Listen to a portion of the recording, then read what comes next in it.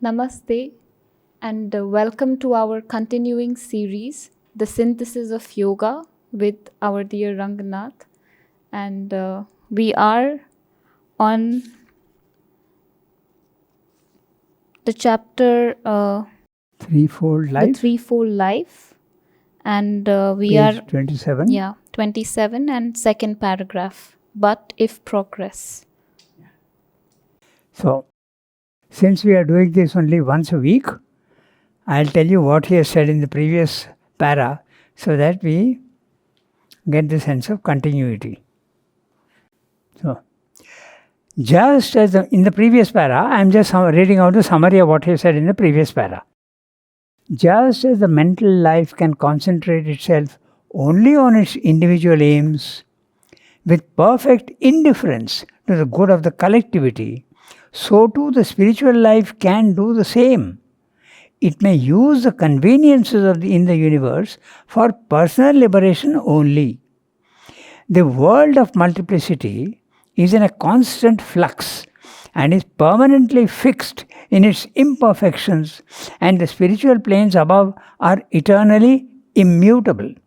So it is conceived, and therefore the ascetic's aim is to somehow reach the eternal silence, which is the permanent immutability. So he aims at reaching the eternal, the eternal anyhow, by using whatever the universe can provide, however insignificant these worldly forms and means. Okay? He is going to use these limited things to rise to the higher level, like a scaffolding. Once you have reached, you don't need the scaffoldings. Therefore, for the spiritual life, there is a great indifference to the world's activities. Okay? But when the yogi achieves his liberty, his rejection of the world is final. Many have understood the Gita to mean this. In other words, the individual liberation. But Sri Aurobindo will state the truth regarding this matter in the next para. It is also possible for the spiritual life, without abandoning the material world, to pour love, compassion, charitable deeds to all humanity. But this cannot and will not remove the permanent imperfections of the material world. There is no general transformation, and the world continues to remain forever the field of dualities, pain, suffering, and death. Okay? So, in other words, what he's saying is that the individual concentrates only on his liberation and gives up the physical world when he retains his individuality. But there are others who are not that spiritually selfish. They try to help mankind and try and release their suffering. But even what they do, because they are stationed in the spiritual planes of consciousness, which we call level 2, he is unable to solve the permanent problems of the physical world. Individuals he may help, but there is no transformation of the world's imperfections. For that, you have to go to the next level. Okay? So now we'll read the next para, then you'll understand the context.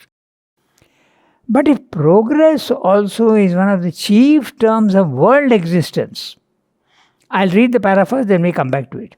And a progressive manifestation of the divine, the true sense of nature, this limitation also is invalid. It is possible for the spiritual life in the world.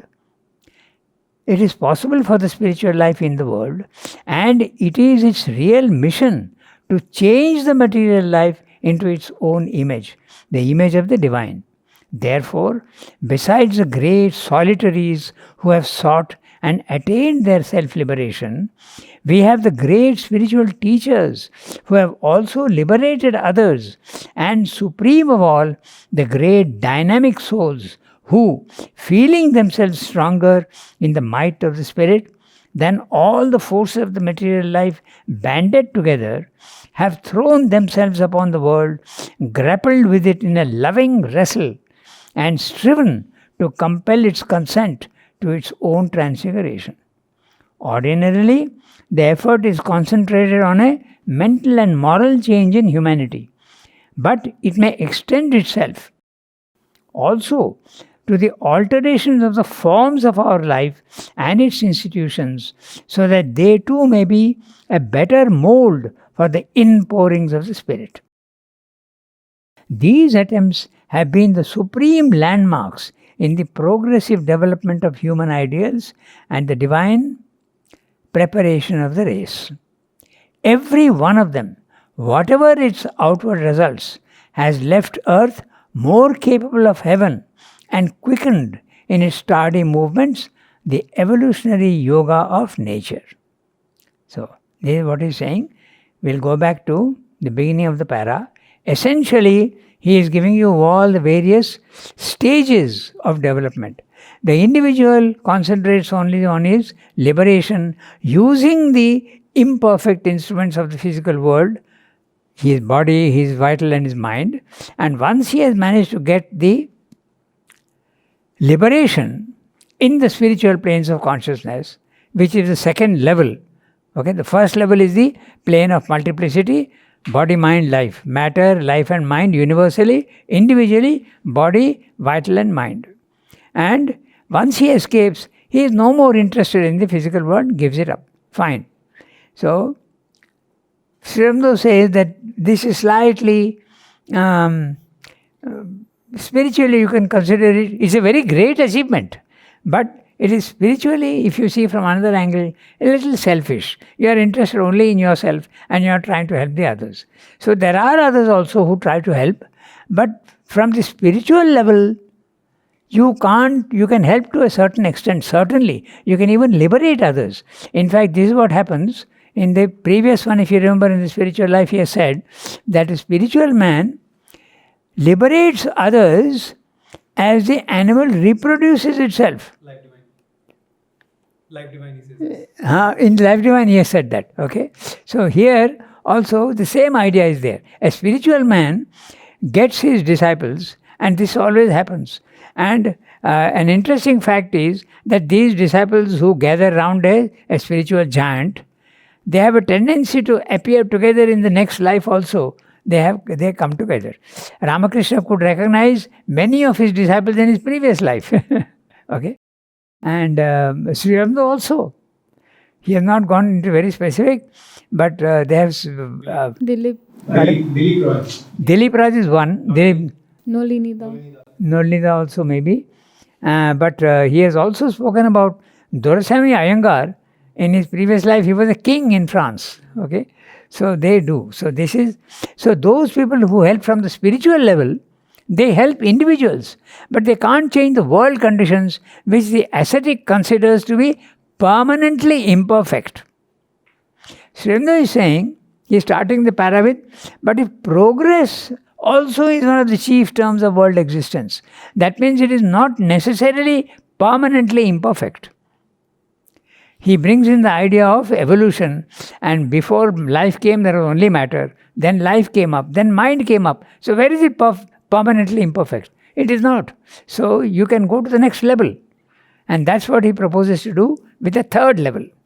From there you will have the power to change also, transform the forms of life, and he's using a very interesting word. He says these forms become suitable molds for the inpourings of the Spirit.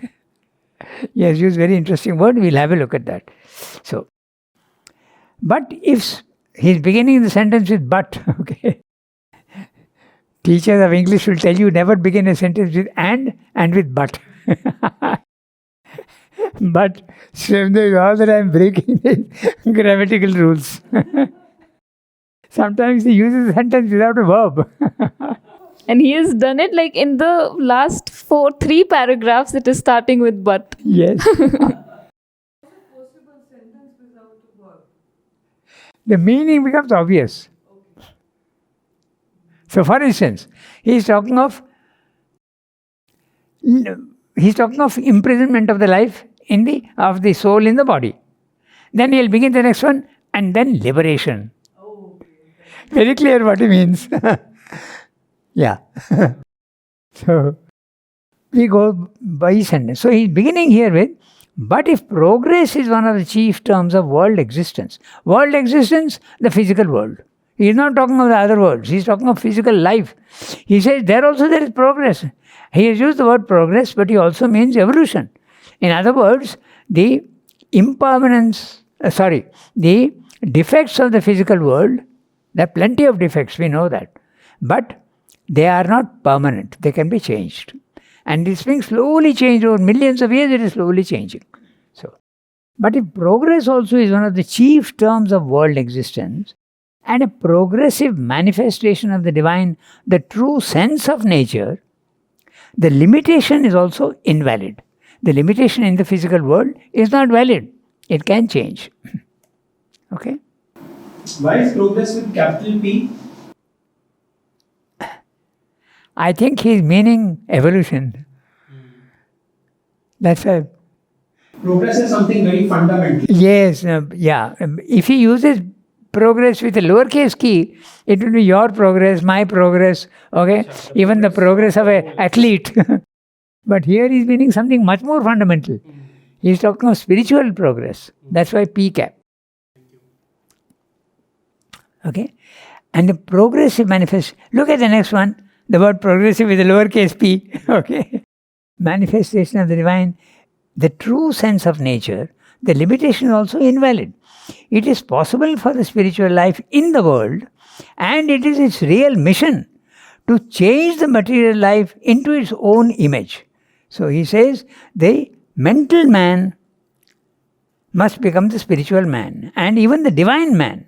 Okay? Not only spiritual man, even the divine man in his own image, the image of the divine.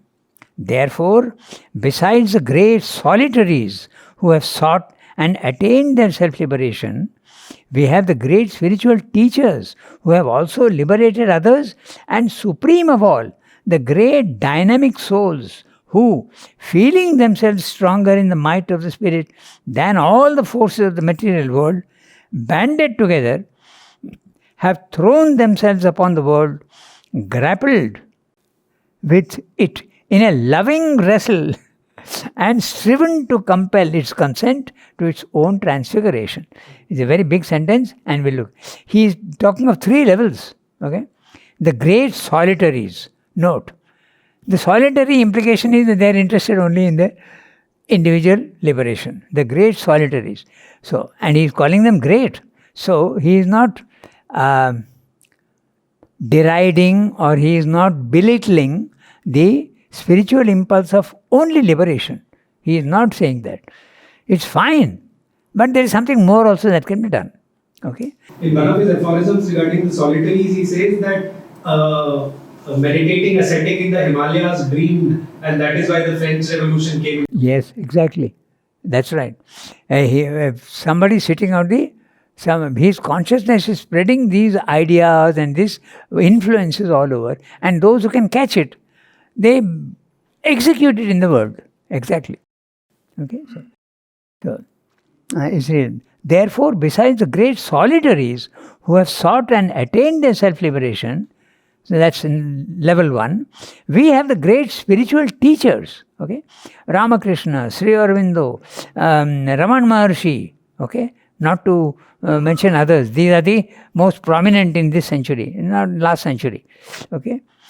Who have liberated others, and supreme of all, now the 3rd level, the great dynamic souls. So interesting, see the words he is using, the great solitaries, and even they are great.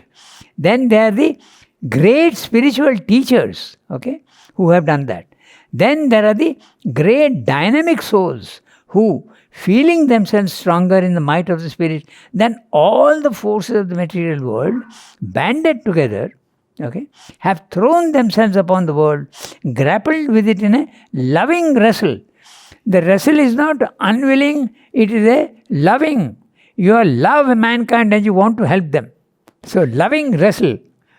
Wrestling is very rarely loving. So Sevdu is so fond of oxymorons. All the time he is using contradictory words. Okay, so loving wrestle. It makes so much sense.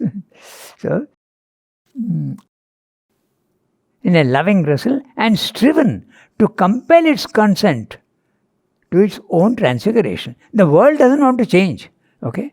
In fact, it says in Savitri, the world is in love with its own imperfections and doesn't want to change. But here, these great dynamic souls, okay, the others are only great spiritual teachers, but these are dynamic souls. Dynamic means with tremendous power, and they are able to achieve what they want to do. So these great dynamic souls, feeling themselves stronger in the might of the spirit than all the forces of the material life. This is the theme of Savitri. Savitri feels herself to be stronger than all the forces arrayed against her, and even death. So that's what he's saying. So who would these dynamic great souls be? I can think of only two, Mother and Sri Aurobindo. I don't know if there have been others, but he's not mentioning anybody. He can't mention himself. So obviously, we have to do that. Okay? He speaks about Vivekananda in the Karma Yogin thus, that the soul chosen by the master to take the world between his two hands and change it. Yeah. So that's a very huge compliment Yeah. to Vivekananda. Yeah, so. Of course. Vivekananda also, remember, okay, he brought about huge changes, and of course he is a Vibhuti, he's not an avatar. But his work was to take Vedanta to the West and teach them. That was his life mission, and he did that very, very successfully. So, the great dynamic souls who, and it's interesting, you can see, as soon as Vivekananda realized his own soul, he spat out the body. It disappeared into the infinite. Okay. So therefore, the great soul, we have done that.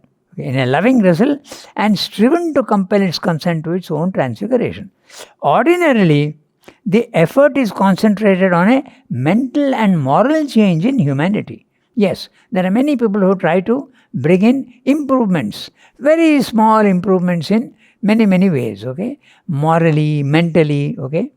But it may extend itself also to the alteration of the forms of our life and its institutions, so that they too may be a better mold for the inpourings of the Spirit. Fantastic image he is using here. You have to make yourself a mold which is capable of receiving what the divine is pouring into you. Okay. This is here he has used the word a better mold for the inpourings of the Spirit. In Savitri, he uses the divine, death becomes transformed and says to Savitri, I will use you, I will pour all my power and everything into these jars. He uses the word jars there. So here is a mold he is using. Like here I'm like reminded of Auroville in the ashram, institutionally they are like instruments for that dynamic change and action in the whole world. Yeah, but first they have to transform themselves. Okay, so ordinarily the effort is concentrated on a mental and moral change in humanity, but it may extend itself also to the alteration of the forms of our life and its institutions, so that they too may be a better mold for the inpourings of the Spirit. These attempts have been the supreme landmarks in the progressive development of human ideals and the divine preparation of the race. Every one of them, whatever its outward results, has left earth more capable of heaven and quickened in its tardy movements the evolutionary yoga of nature. So there's an individual yoga and there's a evolutionary yoga of nature. Nature herself also progressing. I will replace the word evolutionary yoga of nature by the word evolution, spiritual evolution. Okay? So that's what he's saying. And he's using very interesting words again. He has left earth more capable of heaven, marrying the soil to the sky. So the values of the heaven must come down into the physical world. And that is possible ultimately. Right now, it is not like that, but it's slowly going towards that.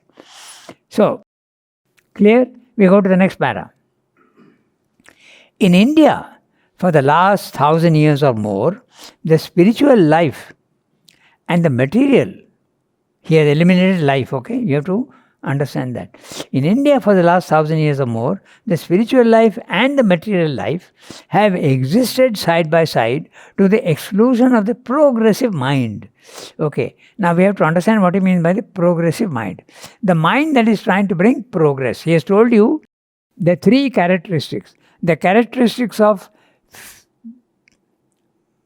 bodily life is self-preservation, self-multiplication, self-reproduction.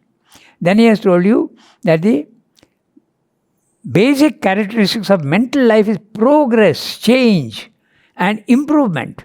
Okay? So that's exactly what he uses. When he uses the word progressive mind, he wants in the physical world progress upwards. That is what science is doing. Okay? It's trying to give better health to people. It is trying to control the forces of nature. Okay, we are trying to. The storm comes and destroys so much. So now, even if we can at least forecast the storm coming, we can save so many lives. It's a progress. So science is doing exactly. It's a progressive mind. Okay, so the progressive mind was there in the West from the last 400-500 years. It was there in India long time back, 5,000 years back. In the Vedic period, it was there. But it got completely eliminated due to many, many reasons. Okay, there was the Mughal invasion, then there was the Buddhistic idea that the world has no importance at all and worth rejecting. So all these ideas settled in the Indian race for many, many years. Okay, so in India for the last 1,000 years or more, the spiritual life and the material have existed side by side to the exclusion of the progressive mind. The progressive mind completely disappeared in India. Spirituality has made terms for itself with matter by renouncing the attempt at general progress. Social progress and general progress, there was no attempt at all. Individual progress, yes. That's why he has used general progress. Individual progress was always there in India. The spiritual life never disappeared in India, but it was protected in small pockets, here, there, here, there. It never disappeared. But general progress and improvement in quality of life was not there for the last 1,000 years or more. So more than 1,000 years. He is being very general. And also he is saying more than 1,000 years because he is including Shankara in it. Not Shankara really, but Shankara's the idea of Mayavada, which has been misunderstood. 8th century. So that also is now 1,500 years. Does Shankara count as progressive No. mind? No. So progressive mind work in the physical world. Science. Improvement of health, improvement of your transport facilities. That's what he means by This progressive. is the last great mathematician in India was Bhaskaracharya. He was somewhere in the 6th century. Okay, 6th century, AD? So that's why he is saying in a very general way, 1,000 years. Not remembering his main achievement. But he had written a book called Leelavati. It was his daughter's name and it was a treatise on mathematics. And it was something fantastic. Yes, Bhaskaracharya, yes. So, but it is certainly nowhere near the Vedic period. The Vedic period was a fantastic period of tremendous knowledge. Tremendous knowledge. Astronomy, metallurgy, the Health and surgery. Health and surgery, they were very advanced yes, in that. surgery, everything. There was a tremendous amount of progress. But that was gone. There was no rejection of the physical world in the Vedic period. So, They have a beautiful depiction of this in the Akshardham temple in Delhi, where they take you through a boat ride and they show you the entire progress of Where the is that? Vedic age. In Delhi, in Akshardham temple. They have preserved it. Akshardham. Mm-mm. Okay. The Yeah. problem is that because the dates of history are not well known, so the Vedic period is a big guess. It's like huge gap. Yeah, nobody knows exactly how many years. Nobody knows. The historical sense was not so much developed in India. He actually acknowledges this in the foundations of Indian culture. He says that it has to be admitted that they did not record history that properly as they should have. Yeah. It's one of the gaps of the Indian mind, he says. And one of the main causes for that is that what is there in the physical world is fleeting. It is transient. There is no permanence here. That's why. Okay. In India for the last, so progressive mind, okay? So spirituality has made it terms for itself with matter When he says with matter, it doesn't mean matter. He means material life. Okay, he is using very abstract language with material life. By renouncing the attempt at general progress, I don't want to spend my energy. The spiritual man would say in India, I don't want to spend my energy trying to improve health and trying to improve the way I can transport myself from one place to another. I'll put all my energy into something much more fundamental. I want to improve my consciousness. That's what he's saying here. By renouncing the attempt at general progress, it was a specific movement, okay? It has obtained from society the right of free spiritual development for all who assume some distinctive symbol, such as the garb of the sannyasin. The recognition of that life as man's goal and those who live it as worthy of an absolute reverence, and the casting of society itself into such a religious mold that its most customary acts should be accompanied by formal reminder of the spiritual symbolism of life and its ultimate destination. So, although Indian society gave up the attempt at improving physical life, they were concentrating on the spiritual life. They allowed some, not everybody. And those who, so how to distinguish between them? You have to wear the the ochre robes, okay? What is Gerwa clothes you have to wear. So society knows that you are making an attempt at, so they won't disturb you and they'll respect you. That's what somebody is saying, reverence, okay? It has obtained from society the right of free spiritual development for all who assume some distinctive symbol, such as the garb of the sannyasin. The recognition of that life as man's goal and those who live it as worthy of an absolute reverence, and the casting of society itself into such a religious mold that its most customary acts should be accompanied by formal reminder of the spiritual symbolism of life and its ultimate destination. This is a very interesting thing which did not exist in Europe and the West. In India, religion is woven intimately into the fabric of life here in India. Okay, if there's a newborn child, there's a religious ceremony. The moment he starts getting his the first education, over he gets his sacred thread, and there is the very first solid food that he eats. There is also a ceremony. Okay, if there is a conference, you light a lamp first and invoke Saraswati. Everything is intimate. You move into a new house, Griha Pravesham. You have this spiritual ceremony. So the idea of secularism in India is completely misunderstood. It is so intimately, religion is so intimately tied with life that you can't separate the two. In West, they did exactly the opposite. Because the so-called spiritual, not spiritual, but the church was constantly interfering in science. And it was a very retrogressive force. It was not allowing. He speaks about this in the essay on the Gita. Yes. So, there they had to separate, and secularism became a very, you remain in the church and do what you want, but don't disturb normal general society, don't disturb. Because the church had become very tyrannical. Yes, and they were actually, Inquisition time. Yes, that's right, Inquisition. The famous story of Galileo and all that we know, okay, they were actually threatened and they were excommunicated, they were even burnt at the stake, all these things were being done. In India, no such problem at all. Religion and life. Secularism in India would mean that you don't allow the ideas of religion to interfere in your government. The government must not judge people by their religion. Everything must be, that's why the uniform civil code. And in India, we have not been able to do that. But the constitution wants a uniform civil code. They are trying to bring it in now. Religion should not interfere.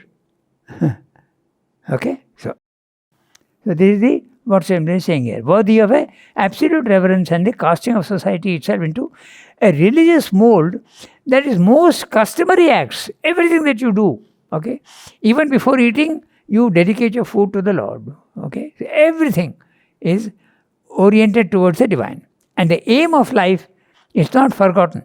That the aim of life is spiritual liberation. Okay? Very clear. On the other hand, there was conceded to society the right of inertia and immobile self-conservation. That's what happened in India. That's why poverty, illiteracy, okay, uncleanliness, okay, all these things came in because of that. The world has no importance. Don't give any importance to it. So this was contributed by Buddhistic ideas and also by the later on by the Mayavadin ideas. So the world has no importance at all. They say it doesn't even exist. Huh? They say it doesn't even exist. Yes, they go to that extent. The world is not, it is illusion. And they say that you don't exist. They say there is no individuality. They say there is no individual. Yeah, that's right. They mix up, the Buddhists mix up the individuality and the ego. Whereas the Gita is so categorical that the individual is eternal. It is an eternal portion of the divine. That's right. But that's a true individual as against the ego. But if you mix up the two, there's a problem. At our level, we are constantly confusing ego and individuality. Your individuality is your spiritual being, essence, the soul. But we think it is our individual. This is me. You are not me. This is something which will disappear after your death. Okay? So that's the whole thing. That's what I'm saying.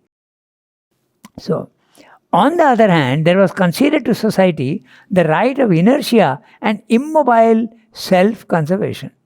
Immobile, no progress at all. The concession destroyed much of the value of the terms. The religious mold being fixed, the formal reminder tended to become routine and to lose its living sense. You follow what he's saying? Although religion was very much a part of Indian life, in the physical world, since you consider it to be unreal, it became only a mechanical act. When you are invoking the divine, it becomes a mechanical act. Even the recital of the Vedas is all mechanical. I remember we have a boy here called Anish. Okay, he is a Brahmin, and all the Brahmins in India, they are very, very particular. Purusha Sukta, you have to recite even when you are a child of 3, 4. He said, I never understood what it was, but I knew it by heart. Now he has studied Sanskrit, he knows what it is. So mechanically you go on reciting the Vedas. Even the Patashalas, I doubt very much whether they really understand the Vedas, but they make it by heart. So, they were saying, the sentence is clear now, see?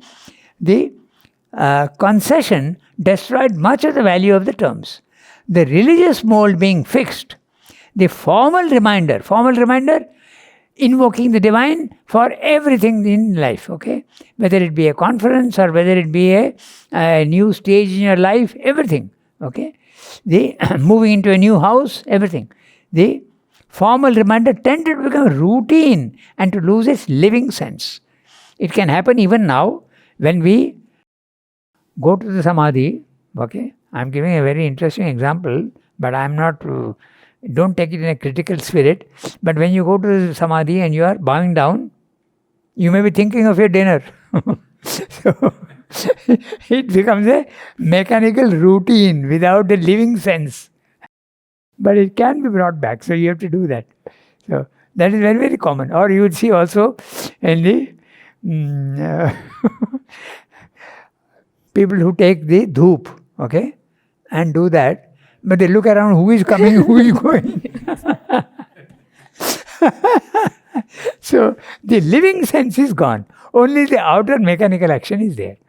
That's what happened in society, you see. Okay, so the religious mold being fixed, the formal reminder tended to become a routine and to lose its living sense.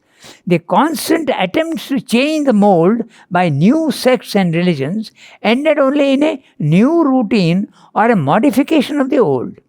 For the saving element of the free and active mind had been exiled. Here he is using different words. Here, earlier he said progressive mind. Here he is saying free and active mind had been exiled. Today in India it is not like that. It is slowly coming back, and everybody over the world is realizing that India will become, even in science and material life, it's going to become one of the top in the next 10 years. So that exile period has disappeared in India now. Okay, so fortunately. Actually, it can be said, I mean, IT is picking up a lot in Yes. today's times. Yeah. And they say that if you see in Silicon Valley, Yeah. literally every third person is an Indian. Yeah. And they're holding some of the top positions there. Obviously, Yeah. they're very brainy people. Yeah. Just that they were suppressed by the British, and now that they've come out of that suppression, they are expressing themselves. That's right. Not only that, even in finance, okay, the chief scientist in IM, the International Monetary Fund, is an Indian, and there are others also in the top banks. Okay, Even they're in all the health Indians. field, even Huh? in the field of health, Yeah. like the West is opening to India. Yeah. So, in fact, the other day there was a very interesting article by Tony Abbott. Abbott, he's the Prime Minister of Australia. He is saying very clearly that India will be the leader in every field in the next 5-10 years. That is sure. That's why they are now tying themselves up with India so much. Okay, a free trade and military cooperation, everything. Australia has understood that. So that period of entire exile from the physical world, fortunately, gone. But it did its damage for thousands of years. It has done its damage. But we are seeing the negative aspect. But the positive aspect is that it kept up the spiritual life. But in small pockets. That was the whole thing. But today, Modi has been able to introduce the idea of yoga all over the world. It's now a international yoga day is there in United Nations. So he has been able to make mankind aware that there is something more than material progress. Okay. Of course, the idea of yoga is Yoga asanas. yoga is only asanas, but even that is a very modest start. But it will develop into something more detailed than that. Okay, so the saving element of the free and active mind had been exiled. The material life handed over to the ignorance, the purposeless and endless duality became a leaden and dolorous yoke from which flight was the only escape. So that's why he's actually giving a justification for the ascetic. He's saying that it became impossible for the one who is wanting a spiritual life to remain in the physical world.